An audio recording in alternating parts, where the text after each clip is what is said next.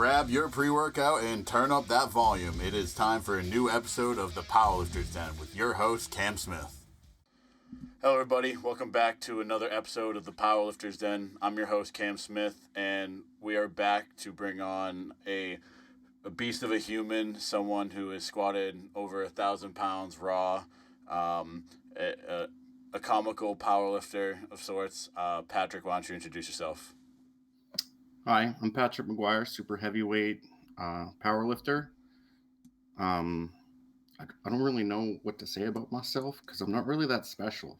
I've just squatted 1,003 at the American Pro, 622 bench, which wasn't a PR either, and then 716 deadlift, which also wasn't a PR. So I'm just one of those average going into a meet, don't PR anything except the total. I mean, you are definitely not what I would call average. I guess we can start by kind of talking about what got you into the sport itself, maybe what inspired you, or if you had like a sports background that kind of transitioned you into it. So back in high school, I played football, ice hockey, and then my senior year, instead of doing ice hockey, I joined the bowling team because bowling's fantastic. But my oldest brother, kind of every summer, we'd have this thing where we'd basically go to the gym every day and we'd have a good time, watch MMA fights at night, and that overall kind of thing. But when he went off to college, there was kind of like that void going on. And I got up to the point where I don't actually know how heavy I was back in high school. I remember I think I was 210 back in 6th or 7th grade. So I was just the fat kid, and I got tired of being the fat kid. So I started going to the gym for kind of like health purposes, trying to lose weight, trying to look good naked, that whole shebang. Watching Kai Green, Ronnie Coleman videos, Yep. Going to the health club and watching all the soccer milfs just stare at me while I just scream, "Yeah, buddy." But I got down to like 240s, which I don't actually know where I started off at, but that was the summer after I graduated high school. And there was a guy at my gym who was well known for being like the strong guy in the gym, and he had his own like online powerlifting team. And I was doing like 2-a-day splits, doing like Ronnie Coleman's like his training day in the morning. I'd go to school or like go home, take a nap, eat a meal, and then come back in the afternoon, and then run an Arnold Schwarzenegger day for the same muscle group, kind of do 2-a-days, trying to beat a dead horse. And I developed tendonitis in my wrist from playing football and playing hockey, and I really noticed it with preacher curls. And so I asked the lead trainer at the gym that I was going to, was Hampshire Hills in I don't know if it's Milford or Amherst, New Hampshire, but I was going there, and the lead trainer was like, "Why don't you talk to Brad? Because Brad's he's got these wrist wraps. They help support the wrists and whatnot." So I go up and I talk to him. He's like, "Well, are you a pussy?" And I was like, I don't think so.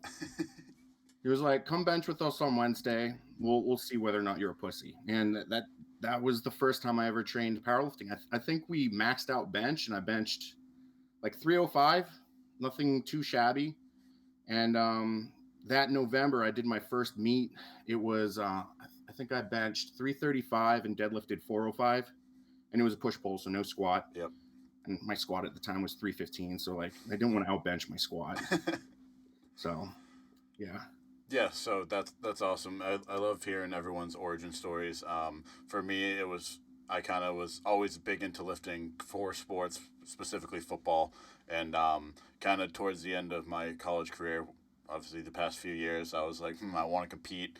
I figured this would be something I got into after the fact, so now I do golf and powerlifting, two very drastic ends of the sport, but kind of the two paths that I feel like most retired college athletes go for. Yeah.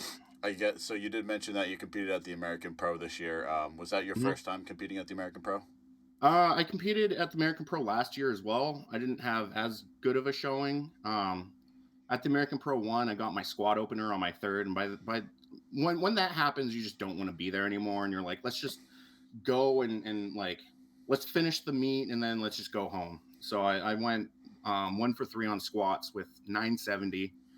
And then I benched 628, I think, and then deadlifted 728, which was a 2332, I think. Um, and that was the first time I PR'd my deadlift since 2016. Yeah. So it was it was kind of funny that the one lift that actually went according to plan was the redheaded stepchild of my three lifts. Yeah, I feel like that's kind of the same way for me. I think it used to be bench for me, but like recently my bench has been going through a growth phase. My squat's just been my squat. I mean, they're not relatively comparable, but yeah. I think the American Pro has been like an awesome meet to watch. I mean, you get some of the heavy hitters there, so maybe talk about more some of the actual experience of going to the meet, seeing some of these heavy hitters, just the energy and all that. Um, the biggest difference between the American Pro and like a local meet is there isn't that much of a difference except they had a bouncer at the door because like when you go to a local meet, the warm up room gets swamped, crowded, and there's no room for anything to go on. But at the American Pro, you had to have like a coaching pass or a lifter pass or just walk around in a singlet. No one was going to question anyone if you were like half naked, but like it was a bouncer at the door making sure that no one who wasn't supposed to be in there was in there. But like everyone, like it's almost like one big family when you're competing because when you compete and you're competing against someone, especially at the top level, you never want to beat someone and then be like, I didn't really have my best day. So everyone's like sharing food, sharing water, sharing whatever they can to help their competitors to perform at their best so that when you eventually do beat them, they got no excuses. Yeah. You don't. There's no asterisks on your Hall of Fame when you beat them when you've made sure that they are as prepared as you are. So it was pretty cool. Like I got to talk to Chad Penson. I got to talk to Justin Zottel. Ed Blair is pretty cool in person. Hunter Henderson. But a lot.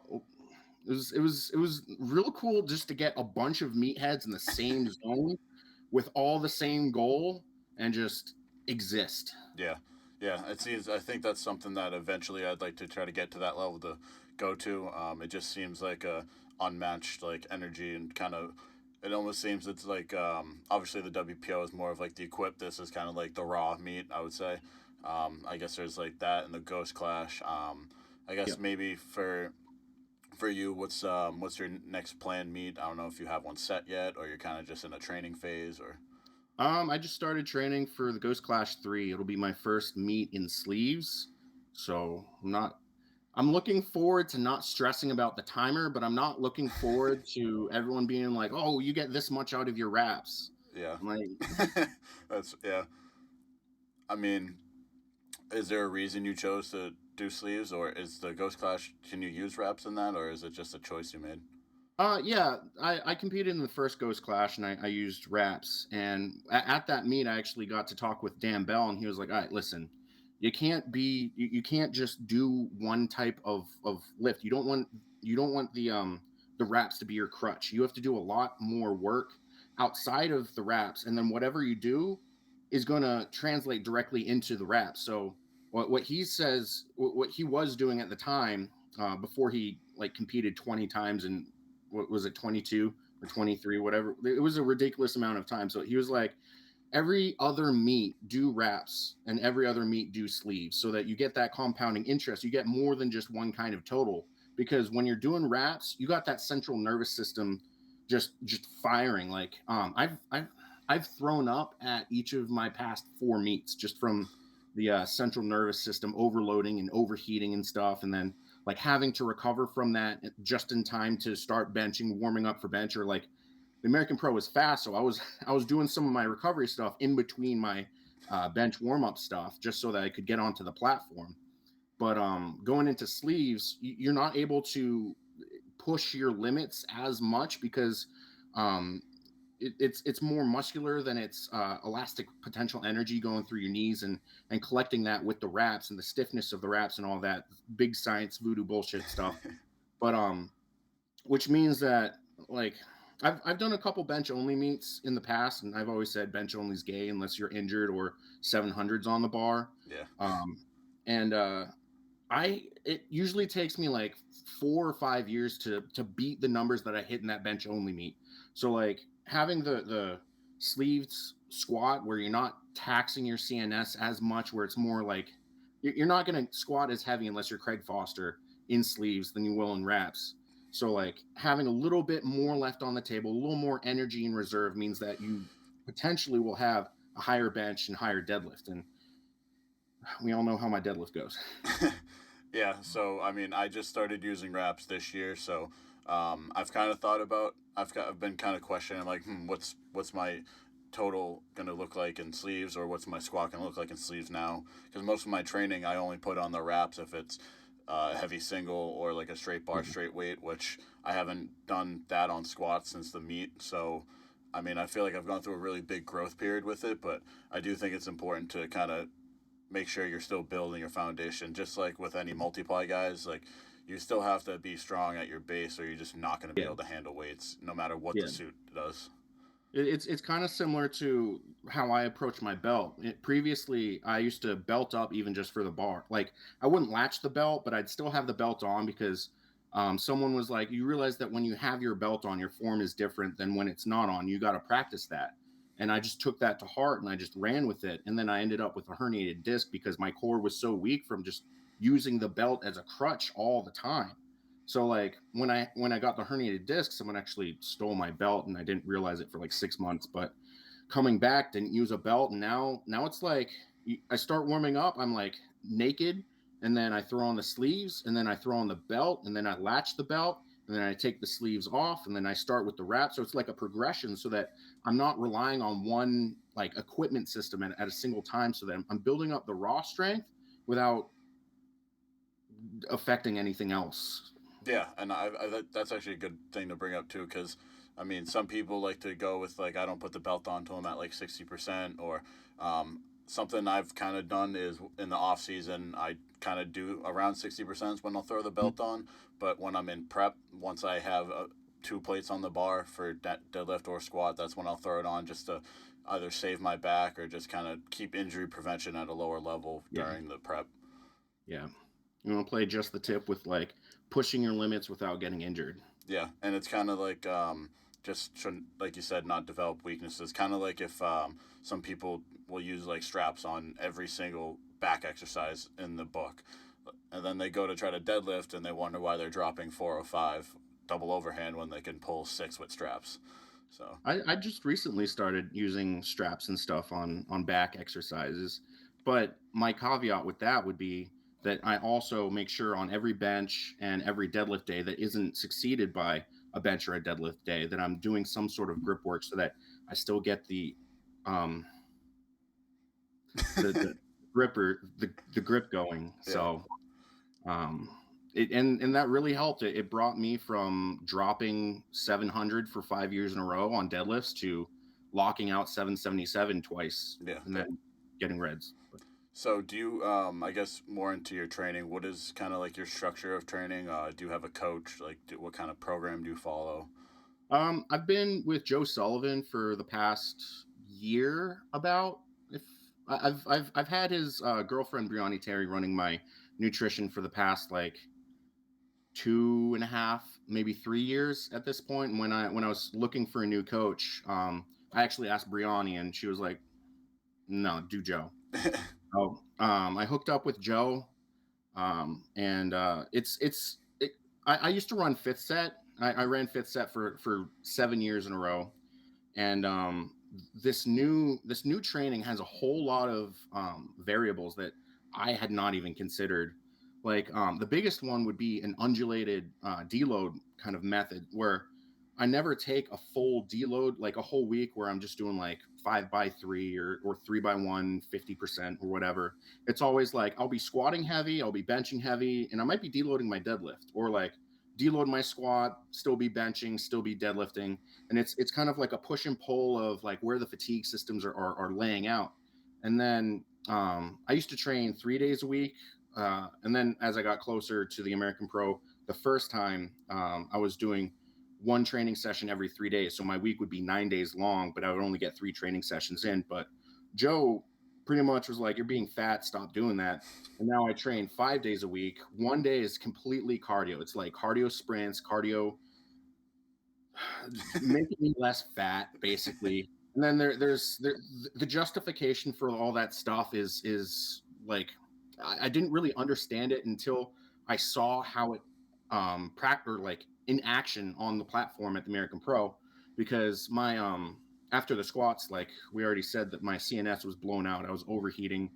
I think Garrett said I was sick or something, and I dropped my bench opener. I haven't watched back the footage from the stream yet, but everyone always mentioned that, and it was like I didn't drop it because of that. I dropped it because I couldn't hit anything over 545 in training on bench. But there's an ADHD side tangent. The cardio. Yeah. Um, it was cool because now we're getting into the kind of funky voodoo bullshit, as I call it, because if when you hear Joe talk about things on like his Instagram stories and stuff, a lot of people are like, "There's no way that just sounds weird. It doesn't."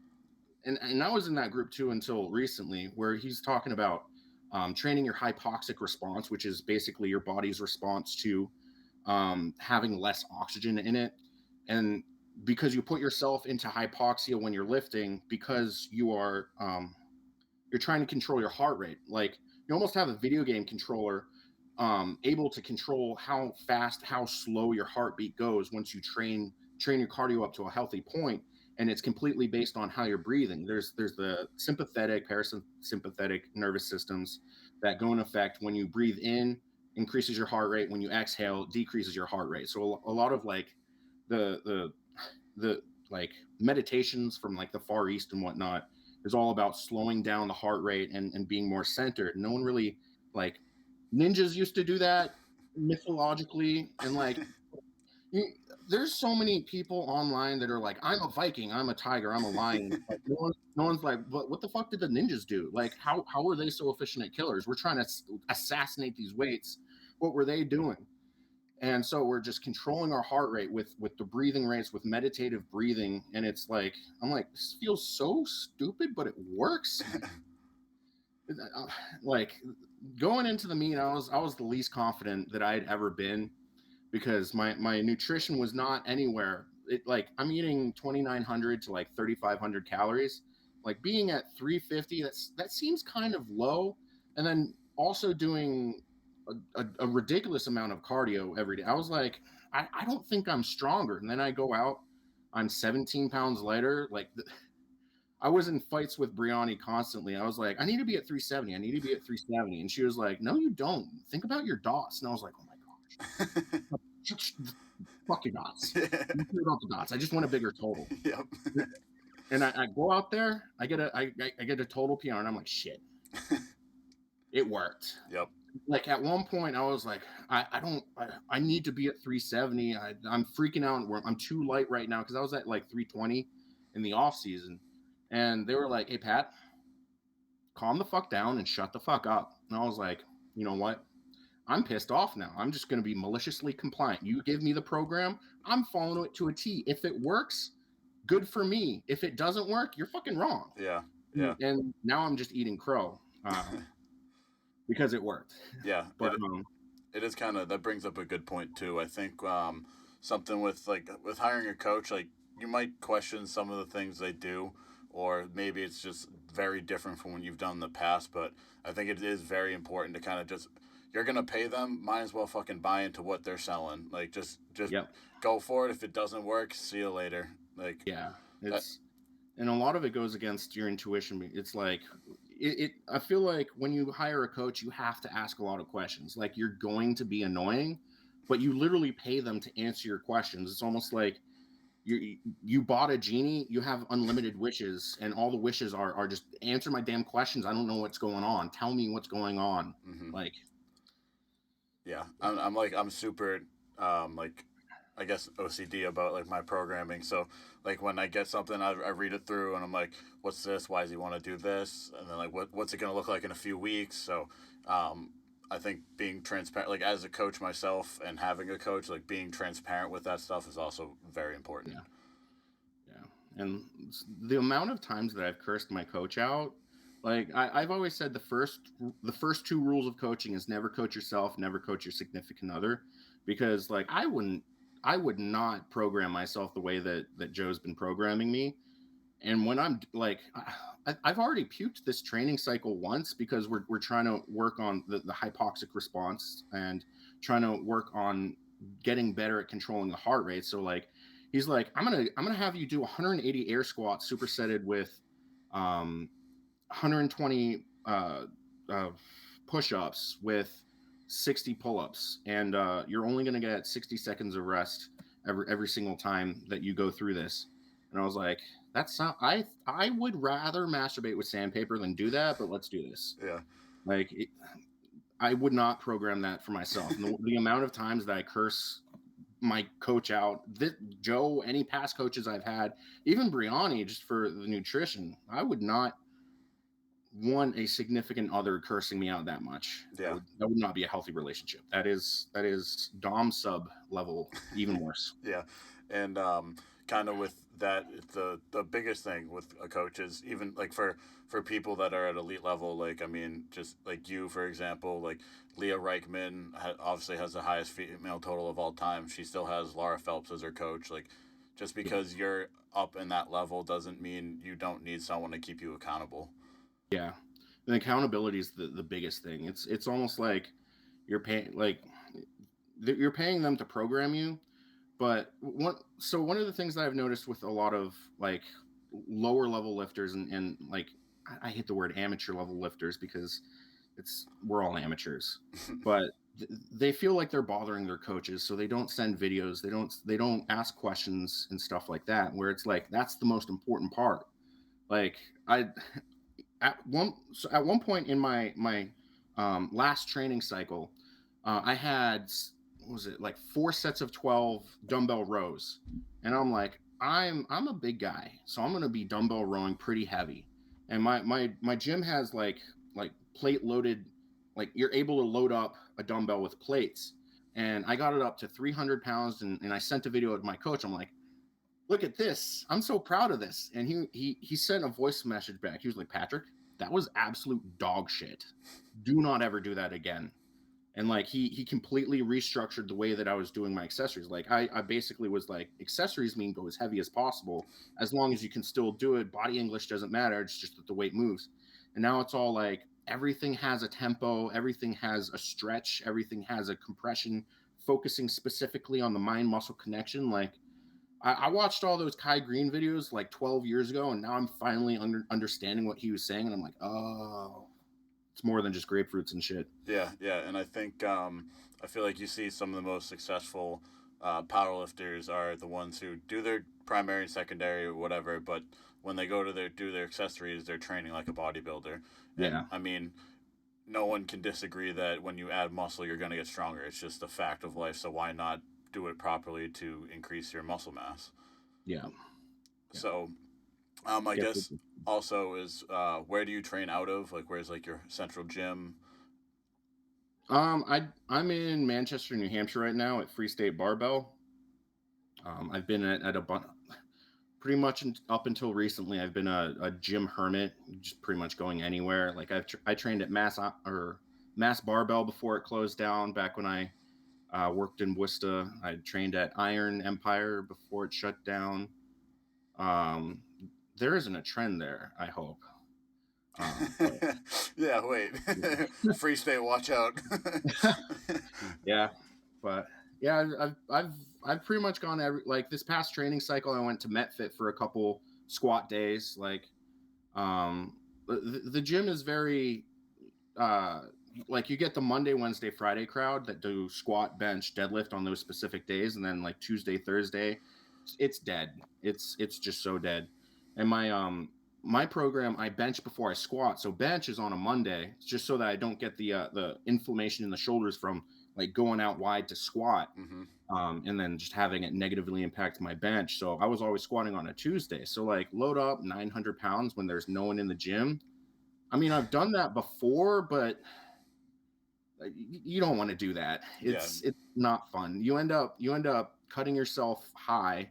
You end up squatting high in training because you don't have those systems of safety. Like I used to be a hard ass and be like, never use spotters. Like if you put yourself in a situation where if you miss the lift, you're gonna die, you're gonna find a way to make it. So always use clips on bench and always make it so that you die if you miss a lift. Now that I'm 2 years older, I understand that it's not that way. Yeah, yeah. I feel like that's something that it's kind of like the logic. Like you think about it logically, you're like, well, it's kind of like the fight or flight response. Like I'm gonna, like Joe Sullivan says, adapt or die. But Yep. it's like, no, you're just being a fucking idiot, and someone's gonna find you with a barbell around your neck on the next morning. So, I think the biggest thing, and you can push yourself to limits you didn't know when you have a group of people around you, even just the energy levels, but specifically the safety of just having spotters. Yeah. There's the whole like weighing of how comfortable are you with failing versus how safe are you when you do fail, and it's like that push and pull, and you don't really want to test the waters of either. It's just always better to be safer because if you die, you can't be stronger the next day, Yep. no matter how enticing that is. Yeah. Have you seen the economy? It's awful. Yeah, I know. Rough world. But I guess over the years, kind of what has been some of your biggest like lessons, or what kind of made you kind of realize that you're going to be one of these top level athletes across the board? Uh I I've got some pretty bad imposter syndrome, so I still don't believe that I'm at the top yet. Like there's still guys out there. Like Dan Bell's record's gonna stick around for a while. You've got Zach Myers who is at 275 and is eyeing that record. You got Andrew House coming in, getting close to that record in sleeves. You've got Jesus Oliveira's, and then there's just little old me. I'm like it's almost like until I hit that 24 legit, then I'm just average. And I, I, I don't. Once I hit my first 1,005, back in 2021, I think it was, or 20. Uh, yeah, I think it was 2021. I was like, all right, maybe we're on to something. When I hit my first 600-pound bench, I was like, maybe. But the deadlift has always kept me humbled. It's like I could, like, if I had an 800-pound deadlift, I'd be swinging with the big boys. But I'm still like 5 years worth of 675 being my deadlift, and then only recently breaking that. And at this past meet, still only 716. Even with being able to lock out what I did lock out, and but still didn't get past. Like I'm not there yet, but I have learned a lot of lessons along the way. It's like the pursuit of strength is something that no one can ever take away from you, unless they take like a leg or something. Like, Yeah. but it's taught me a lot of patience. I've had a lot of mental health issues, and like I feel like strength training and the pursuit of strength is like the movie Inception, where they never really know when they're in a dream unless like he spins the top, and like being able to like bench 500 or squat 600 or whatever is like me spinning that top and realizing this is my reality, this is where I'm in. Because I've had times where I wasn't in complete check with reality. Like one of the times that I went to the hospital, I completely hallucinated a cat. I had a cat, and then when they switched my meds, I was like, "Where'd the cat go?" And they were like, "What cat?" And I was like,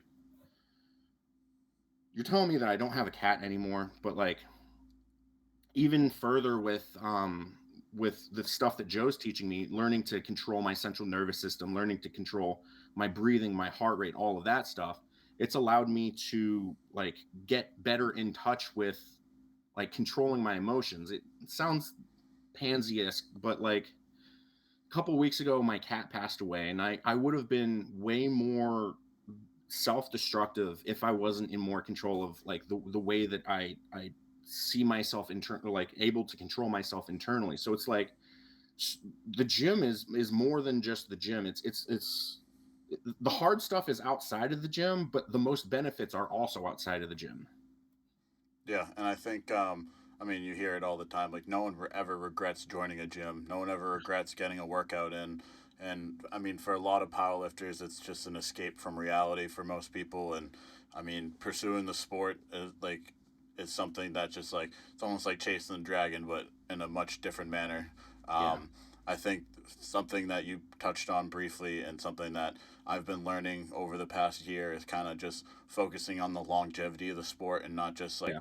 trying to burn out too fast. Because I mean, you see so many people come into the sport and you're like, oh, this guy's gonna be good, and he just some 19-year-old kid just walked on the platform and put up 1800. He'll be on the right track, and then you check in a year later and his Instagram's gone. You've never Yeah. seen him compete again, and it's just like it's important to find the balance. Obviously, it's physical, but mental is just as important in the sport. Yeah.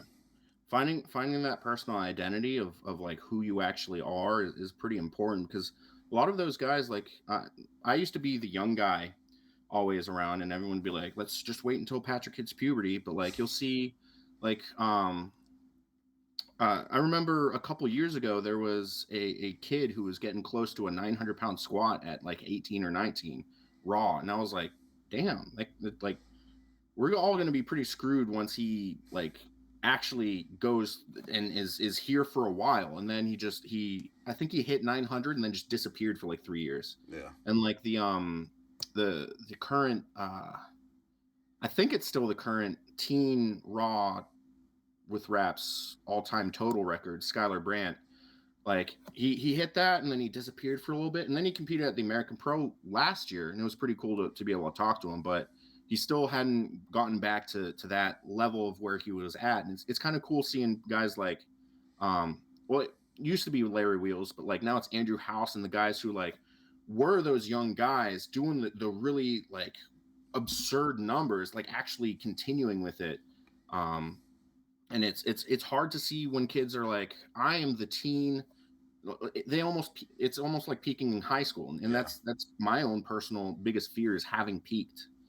So that's part of why I'm in the sport. I don't want to ever have peaked, even though I know it's coming eventually. Yeah, exactly. And it's kind of like it goes along with the beginner's mindset as well as like the pursuit of just breaking records or setting your own life goals that you maybe have deep down inside that you don't, or you just kind of want to see your potential. Like it's Yeah. mostly just, I want to see where my limits are and where I can go in the sport, not just, all right, I want to get to a 700-pound squat and then, oh, okay, I'm done.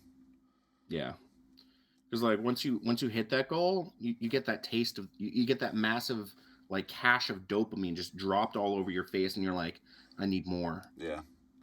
Or at least that's how I go. Some people, they're like, I got it. We're good. We can now eat salad and go on turkey trots. That's yeah. I mean, yes, it's like the never be satisfied and always like hit one goal, move on to the next, and just see where the train is going to stop.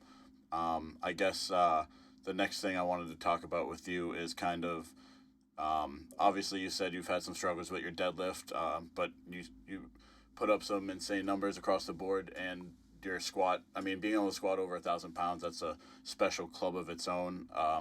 What are some of the things that have got you there? Maybe specific movements, I guess, or you just think that's been something that you've wanted to train the most, or just kind of explain overall. Squats for sure. The thing that got me there was definitely doing air squats. Like my old coach, he used to say, do 100 air squats a day.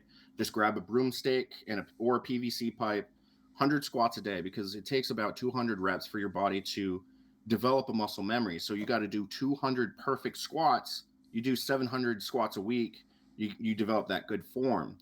And like I had some depth issues. I mean, I've had depth issues on and off, but I took a squat and I hit 965, but called for depth, and I was like, this is not okay. So I started doing 100 air squats a day, at least 25 air squats before squat sessions, and and then the next meet, I was like, my max right now is 965, so I'm going to take 970 on second. I still had a shitty squat. I got on my toes and ended up good morninging it. But on the third, I got 1,005, and that was that. But like what I'm finding now is like basically above 95%, your brain can tell your body whatever it wants. It's not going to listen. It's just going to tap into the muscle memory. Like you'll see people at meets and their first squat will be like chef kiss, beautiful. Like this is textbook squatting. And then they come out for their second and it's death grinder. Their knees are touching. They're all hunched over. The bars on their armpits, and it's just, you're like, who are you? Like, what happened? And it's because that's where their muscle memory is at. Like they were able to adjust on the fly at their like 92.5%, whatever their opener was. But once they get to their second and third, it's like, yeah, it's a little bit of a boogeyman going on there. Yeah. But between the air squats and I started training my core a bit more aggressively, trying to get more ranges of motion, trying to work on both the stretch and the contraction of the muscles going on.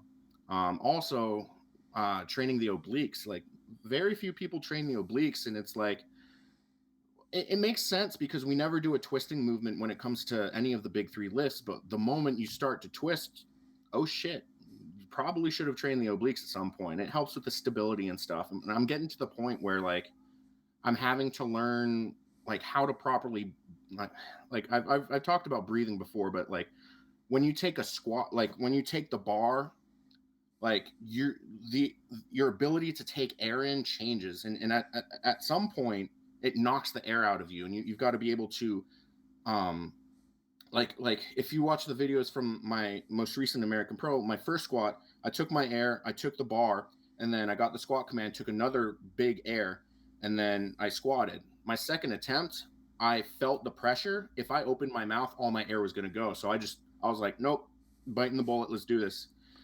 Just learning how it's almost like the biological systems, back to the funky voodoo bullshit, but like working all the muscles that are used in the squat. So like doing super high volumes worth of leg extensions, leg curls. What else have I done? Like Bulgarian split squats, working on um like I recently changed to squatting from barefoot to heels, and turns out I don't actually know how to squat. So I have I was meeting up with Dexter Bideau, the guy who does Brobility up at MetFit, and he was like, you have two Frankenstein legs that just don't match, and you don't have any sort of connection to the nerves and any control of like what's actually going on there.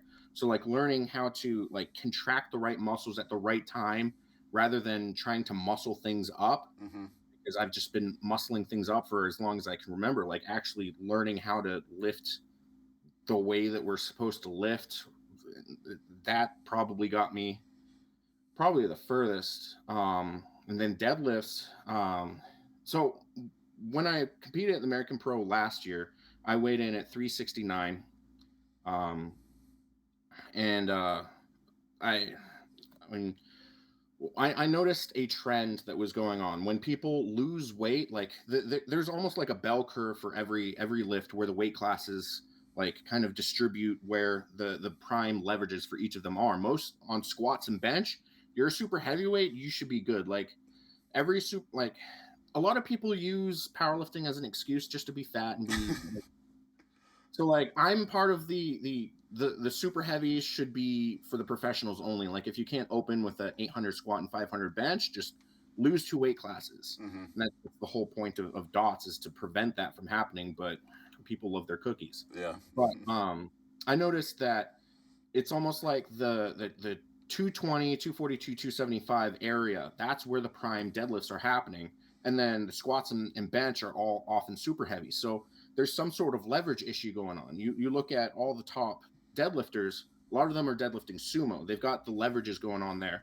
And not a single person above 300 pounds, up until Shane Haller recently, and Luke Nall, have been pulling sumo above 700 pounds. So it's like there's some sort of like body distribution going on there. So I was like, let's recomp, get back to the same weight. And my nutritionist Brianni Terry was like, all right, finally we're gonna make you not fat anymore. So we got down to 320, and I ended up pulling 750, holding it for like 10 seconds at lockout, just to prove to myself I actually locked this out, and I'm gonna hold on to it, doing a bit of like kind of sporadic grip work. Like I'm doing more grip work now because like I've seen like what it's able to do for me, and I'm able to progress like with it. And it's a lot of like not even heavy singles, a lot of light singles. Like I'll have a 10 by 1 at like 500 pounds with 60 seconds of rest. And it's like the 10th rep has to look the same as the first rep. And that's building that consistency, almost like the air squats with the squats, kind of building that deadlift up to something that I won't be embarrassed about, something that I won't outbench. I still outbench my sumo though.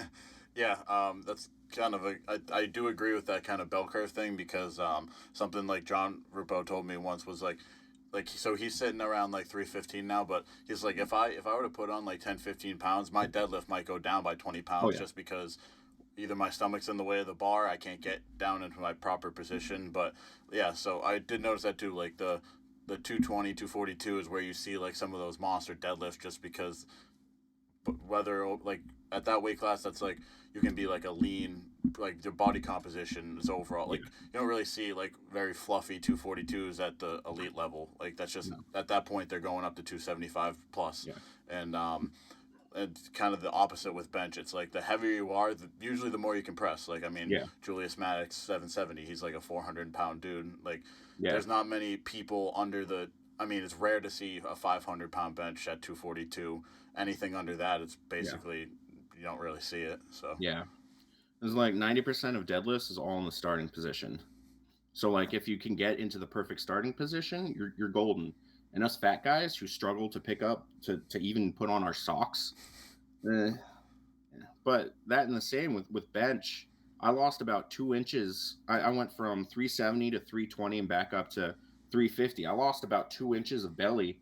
And I was taking a video. I was like, damn, I could actually compete in the USAPL now. I'm hitting depth on my bench. This is absurd. But with that also came with like we I hadn't ever trained the like 2 inches is a lot. oh Ask yeah, any girl, it yep, is a significant amount. too much.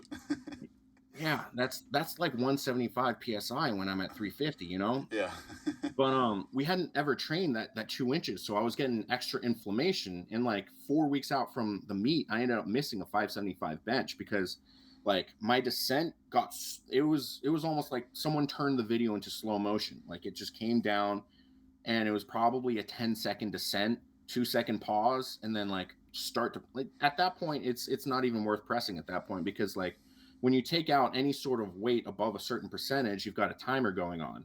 And like once that timer's up, whether you've done reps or not, you're not going to be able to lock anything out.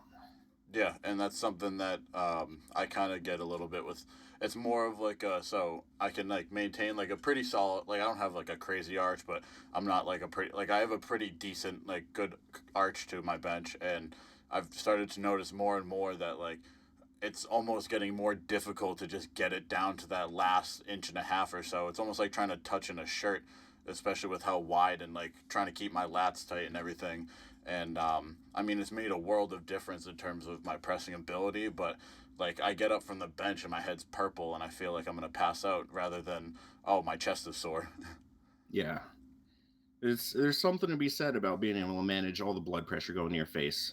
Yeah, yeah, and I mean it's obviously a much different level at an equipped. Like you see some of Oh the yeah. and like the biggest thing with equipped is actually being able to deal with the pressure. Obviously, you have to learn the suit and the shirt Yeah. and all that shit. But like half the time, some people just won't get a lift that they could definitely do because they blacked out at the hole in the hole Oh or yeah. they couldn't get it to their chest in time before passing out. So Yeah. I It's guess like trying to compare pole vaulting with high jumping. Like it's two completely different things. yeah, yeah. I guess kind of touching on that a little bit. Have you ever thought about getting into gear or competing in gear? I don't have enough friends, and I got my eyes on a couple goals in Raw before I even consider doing it. I've had people just sliding in my DMs for the past like 5 years, like before Jimmy started like his initial break. Once he hit his first 1,000 pounds on bench, like someone slid in my DMs like, "Hey, you could do that. He's older than you. You could do that now." And I'm like, Just I don't planting have enough seeds. friends. I need more friends. Yeah. But yeah, I've only gotten in a shirt twice, and the last time that I did it, I was 19, so that was 8 years. Oh, I'm old.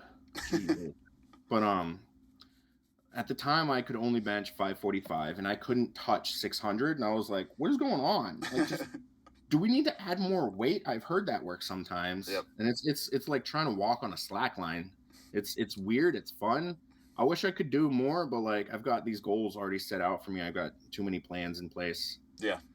I Yeah, mean, I'm kind of the same way. Like, I'm obviously around it a lot with being around with John, and like yeah, this past weekend I went down to Hellbent and Bridgeport, and like all those guys are just beasts in their gear. So I yeah, mean, I'm getting a little taste of it, but I kind of have my goals of my own, and I'm like, all right. I mean, I don't know what it's gonna take or how long it's gonna take, but I really want a total 2,000 raw. Whether it's at 242 or 275, that's kind of where I want to stay. I don't think I want to get any bigger than that, but um, yeah, I think I definitely, and I also want to start using it as like a training tool to like overload, yeah. whether it's just a pair of briefs and a single ply shirt. Just I think anyone can benefit from being able to overload the CNS, kind of just like how any equipped guy benefits from training raw. It kind of goes both ways. Yep. So I guess before we kind of wrap things up, I know recently I saw something on your story about a little ebook that you wrote. You want to kind of explain what that is and what kind of inspired you to do that? So, the ebook, basically, it's way too long. As- so the way that I program my clients when I program them, it's based on my experiences and the experiences of people who've taught me. So I didn't feel right writing an ebook unless I'm like, hey, here's the context of everything that I know. And so I went through like the original programs like 531, block periodization, where that came into play. I also went into 1020 life, juggernaut, um, fifth set, and the cube method, trying to basically give context without like I've got a lot of lines in there that are like, hey, if you want a full program, buy their ebook. I don't want to step on their toes or anything, because like powerlifting is for everybody. Like anyone can powerlift, and it's really fun and it's really fulfilling. So I wanted to like basically give it not anthological or like powerlifting 101 before I go into like what I program for my clients, and then like where the future of programming is going with the stuff that I don't completely understand yet. But it's 77 pages long with no graphics so far, which is long for an ebook. um but my old coach was like, you should write an ebook. Didn't give me any instruction. And my current coach Joe Sullivan was like, you need to write an ebook. You've got these like out of box ideas, like put them on paper and you will understand how things work a little better. It's almost like doing math. Yeah. Like you can do math in your head, but like once you write it down, you understand things a lot more a lot better, to be grammatically correct. But it's like um basically it's a training, like it's basically powerlifting 101 Yeah. with the set program that I've given my clients before. Yeah, that's awesome, and I think this actually transitions perfectly into my final question of the episode. If you could give a new powerlifter going into his first meet, a piece of advice, what would it be? Just have fun. Like you shouldn't have a lot of weight on your shoulders going into your first meet. You just get a good squat, get into your meet, get a good bench, make sure you're still in the meet, make sure you get a good deadlift, because all the numbers that you're going to have progressing forward, your second meet, your third meet, everything, all your training numbers are going to be based off of what you hit in that first meet. So it's almost like everyone starts somewhere. This is your starting point. Go try as hard as you can to go 9 for 9. It might not go to plan. That's okay. Just start somewhere, and that'll be your diving board to jump off of to get some gains. That's awesome. Well, I wanted to thank you for coming on and taking the time out of your day to join me. If you have anything you want to plug or you want to let them know where they can find you on Instagram, that would be great. My Instagram is full primal power underscores in between each word. My equipment sponsor Move Weight is currently having a Black Friday sale. I believe it's 25% off. Find them on Instagram at Move WT. Um, I think that's it. Awesome. Thank you very much. Anytime. Thanks for having me. No problem.